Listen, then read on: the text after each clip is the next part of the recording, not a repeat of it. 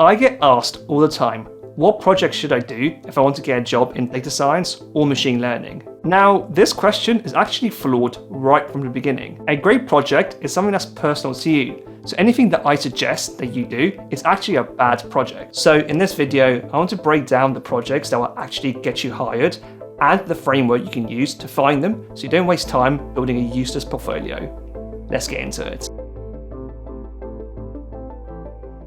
You should start by building 4 to 5 quite simple projects to give your portfolio some initial weight. The main goal here is mainly for optics and to make sure that your CV, GitHub and LinkedIn look quite populated and that you're actively learning and developing your data science and machine learning skills. I recommend taking a few weeks to build these 4 to 5 projects, but make sure that they are of sufficient quality and not something generated from ChatGPT, for example. Aim to build a wide variety of projects using different tools, datasets, and machine learning algorithms. I recommend you have projects with the following algorithms. The first one is gradient boosted trees. These are the gold standard when it comes to tabular data, and you'll very likely use this in any machine learning or data science job. Then I would use neural networks, because if you want to work on the cutting edge things of like NLP, deep learning, computer vision, pretty much anything AI nowadays is through neural networks. And with that, I recommend using something like TensorFlow or PyTorch as your library of choice when developing that project. And finally, invest some time in the projects that have clustering algorithms like dbScan and k-means, because having unsupervised learning just gives you a little bit more, zest in your portfolio, and they're not all just supervised learning projects.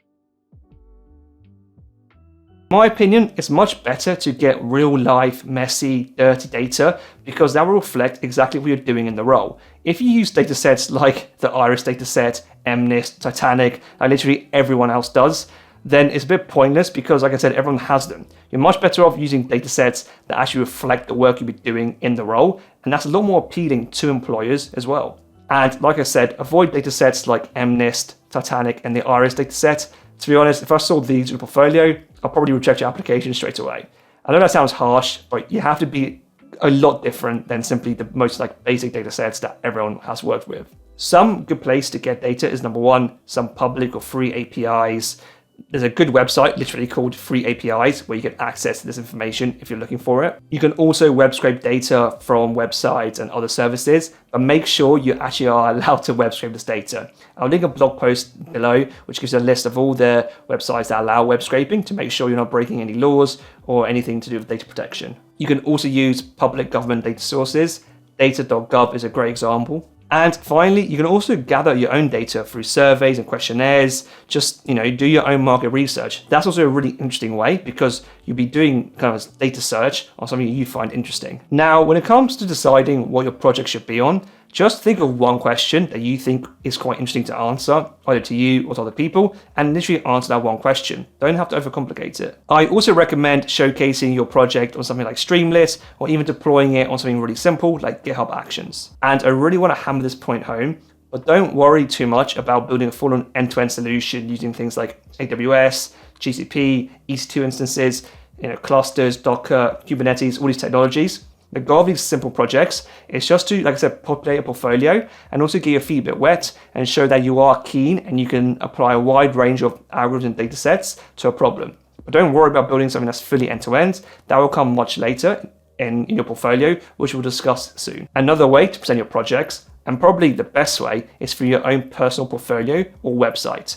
And you can easily create one using Hosting Horizons, who are kindly sponsoring this video. Hosting Horizons is an advanced AI website and app builder that allows you to build pretty much anything. Now, I know what you're thinking, not another AI website builder tool. Let me be honest with you, most of them aren't great, but Hosting Horizons is literally the only one that I've personally used that actually gives really good looking results. It requires no coding skills and you can publish it with just one click and then go through a few extra steps to link your custom domain. You can also edit very easily and revert back to an old version if the prompt you gave it you weren't too keen on or you didn't get the result that you expected. On screen here is me walking you through an example of how to use a Hosting Horizons platform. I'll simply type in my prompt about generating a personal website, that I'm a data scientist, machine learning engineer, and I want to have it look like this and that. I mean, you can just see the prompt on the screen here, and this is the following output. As you can see, it's pretty good, right? Like, it looks a lot better than I'm sure any other AI website builder that you've used. And say I want to change something about it, like the title, the color, whatever it may be, I'll then add a further prompt telling it this is very good, but I want this change or this change. As you'll see on screen here, it's very easy to do, and the results, like I said, are very, very good. After I'm done, I can simply just launch the website with one click, and now it's live to the world. The best final part is that this is an all-in-one platform. So you have everything you need to make a website online: domain, hosting, and email. If you want to take things to the next level, you can even integrate your portfolio with Supabase, which is a subscription collecting service, or Stripe if you want to collect payments for any future business project you may want to build with Hosting Horizons. You can launch your portfolio today using Hosting Horizons using my code EAGLE for 10% off, and I'll leave it all linked in the description below for you to check out.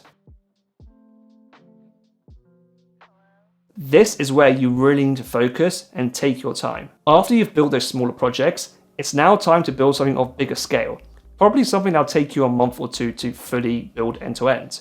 Now, that may sound intimidating, but you need to have a project of sufficient quality and depth if you want to stand out. You just need to put in more effort because, like I said, there's no other way around it, to be honest. The question is, what should you build? As I mentioned earlier, I can't say the project or suggest a project to you because that in itself will be a bad project. But I can give you a framework to follow so that you can come to this project on your own. But first, let me give you an example of a project that I've seen that literally got someone hired. At my previous company, we were looking for a junior data scientist who would be working primarily on operations research and optimization type problems. The candidate we ultimately hired stood out for one key reason. They had a personal project that aligned with their interests and aligned perfectly with the role that we were hiring for. So they were passionate about NFL fantasy football and how to select the best players for their lineups in order to reach the best score. If you've played fantasy football here in the UK, it's basically the same thing where you have a certain, limit of the type of players you can select or their value, and you have to optimize the best team within that certain, price you have. If you've played it, you know what I'm talking about. Anyway, so this candidate, what they did is that they developed their own optimization engine to better allocate players to their lineups and their teams inside this fantasy football program. Now, it wasn't the fact that they just developed this engine. It was also like they read around the field, they learned optimization strategies, they read papers, so they became very well versed in this area, and that really showed during the interview. So do you see why this project was so powerful? Number one, it was a personal problem that they were interested in. Two, it was unique and it's something that we hadn't seen before or seen since, to be honest. Three, it showed their passion and interest for the operations research and optimization field. And four, it was directly relevant to the role they were applying for. So this literally hit all the spots, and it's no wonder they got hired in the end because this project was so good and stood out so much that we obviously had to hire them. But again, the question is, how do you come up with a project such as this for yourself? The way I recommend you do this is following this exact framework. And if you do this, I promise you will find a project that suits you and it'll be a knockout of the park for your case. The first step is list out 5 things minimum that you are interested in outside of work and outside the field of data science and machine learning.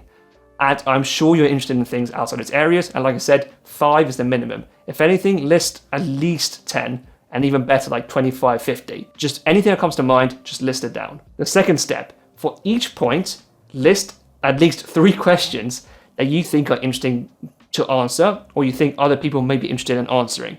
They can be as crazy as possible, but just list loads of questions and think of which ones you like the answers to or other people may like the answer to. 3, select kind of the ones you like the idea of the most and think about how you can apply machine learning to solve or answer those questions. And again, be as creative as possible. Don't worry if it's like ridiculous, like you're solving AGI, for example. The point is just whatever comes to mind, just list it down, and then you can refine that process and think of which ones are a bit more realistic for you to do in a month or 2. And finally, after you've got all these questions and all these ideas on paper, pick just one that excites you the most. If you're torn, just flip a coin. Doesn't matter. The point is, pick one that you're excited about, and then just choose something that you think is slightly out of your reach. So like I said, don't pick something that's impossible, like literally like creating a robot that can jump up buildings, whatever, something ridiculous. But pick something that you think you can't really do, or you don't have the skills to can't really do. That's the project you pick and one that excites you. So something just outside your comfort zone, but you think is kind of achievable if you do some work and you really study. That's a project you should pick. And again, there's an example of a project you'll get that's personal to you, impressive because you'll struggle to do it. And like I said, it's just interesting because it's your project. Like it's going to be unique no matter what you do, because if you go through all those steps, no one's going to have the same answers as you. So by definition, it's going to be a really interesting project for yourself. Now, what you also want to do is go that extra mile. And what I mean by that is make sure your project is of sufficient scale and complexity. Now, you can achieve scale and complexity in different ways. It can be how hard the algorithm is, how you deploy it, software engineering, like there's so many different ways. I'll go through an example in a second, but just know that scale and complexity means a lot of things, so don't get bogged down in making your project do everything. As long as it's sufficient in that category, then that's fine. However, if you're aiming to land a job as a machine learning engineer, then I really recommend that you deploy your project end to end. Therefore, your project should include the following: data collection and storage, data pre-processing, model training and evaluation, model deployments, so things through APIs, web apps, cloud systems, and finally, an analysis and presentation of your final results. If you want to do this properly, you need to learn things like containerization, Docker, and Kubernetes for basically packaging your software and being able to deploy it in pretty much any system. You should also learn about CI/CD platforms and softwares like CircleCI. Obviously, you need to know how to use Git for version control. That's like a given. Make sure your code is written using software engineering best practices. So unit tests, typing, linting, all that stuff that software engineers use to build really, really, really good code. You're most likely going to deploy on a platform like AWS, GCP, or Azure, so having some knowledge of cloud systems is very useful. If you want to go a bit more advanced, then you can do things like workflow orchestration using things like Argo, Metaflow, and Airflow. Again, these are kind of more advanced topics that you don't necessarily need, but they will look very impressive if you can pull it off. And finally, use experimentation tracking tools like weights and biases or MLflow. It may seem like a lot, but you definitely don't need to do every single thing on that list. The main thing is just to start and learn things along the way. Don't try to learn everything, then apply them, because you might learn things you don't really need, and the best way to learn anything is kind of as and when you need it, because that will be you learning relevant information and not just wasting time and procrastinating.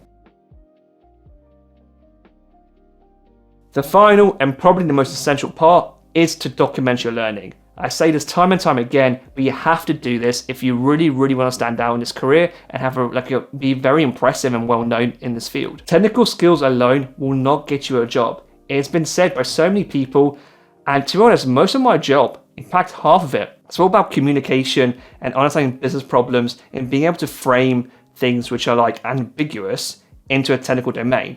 So being technically gifted, fine, it helps, but it's, like I said, only half the puzzle, particularly when you move to the senior, like staff, principal levels as a machine learning engineer or data scientist. So I recommend really showing off your projects. The first way is basically uploading into GitHub and having a really good documented README explaining exactly what you did and the findings. The second step is making sure that you add instructions to your project so people can download it and run it and try it themselves. The third step is write a blog post. You've pretty much already done this. Writing your blog post is the easy part because you've done all the work. It should only take you maximum 3 hours because you know the project inside out, you've done the project, you've already written up the results on GitHub. All you're doing is basically taking that README on GitHub, extrapolating it, making it read a bit better, adding some images, and posting it online. It should literally take you 3 hours, but that kind of payoff on a blog post kind of is a lot higher than simply just having your project in GitHub where not many people are going to find it. So make sure you write this blog post about your project. Please, please, please, whatever you do, just do this. If you do this and you send me your project, I'll personally post it on my social media. I'll give you feedback on your blog post, wherever. The fact that you've done this is making you ahead of other people. So like I said, please do this step. And number 4, share it. So write the blog post, also share it. LinkedIn, YouTube, Discord, Reddit, wherever it may be, just share it. Like I said, if you even do this, I'll share it for you because I know, this is not me sounding being mean, that most of you won't write the blog post. You create this really cool project about, like I said, a transformer model that will translate your speech in live time from one language to another, but you won't share it anywhere. So it's what's the point of doing it? The point is that you have to show your work as well as doing the work because unfortunately the world is, to get recognition, you kind of have to be, put yourself out there a bit more. So Like I said, if you do this blog post, I'll personally share on my social media to give you more traction. But that's probably the most important step out of this whole thing. The more you share your work, the more visible you'll be and the more opportunities will come to you. It's really that simple, so just do it and don't overthink it. So all in all, it's not actually that hard to create a really good portfolio. It just requires a bit more tactical thinking and quite a lot of time and patience, which is something most people are just not willing to do. There is no quick project that will get you hired. It's about finding one that's personal to you, taking your time and building something of sufficient quality. That's what gets you hired, and that is the secret. If you want more advice on your data science portfolio or machine learning project, then I offer one-to-one coaching where I can help guide you through, like I said, the projects, your portfolio, or even your CV, or basically just give you advice on how to better have your application stand out in this field. If you're interested in working with me, then there's a link in the description below where you can book in a call. See you in the next video.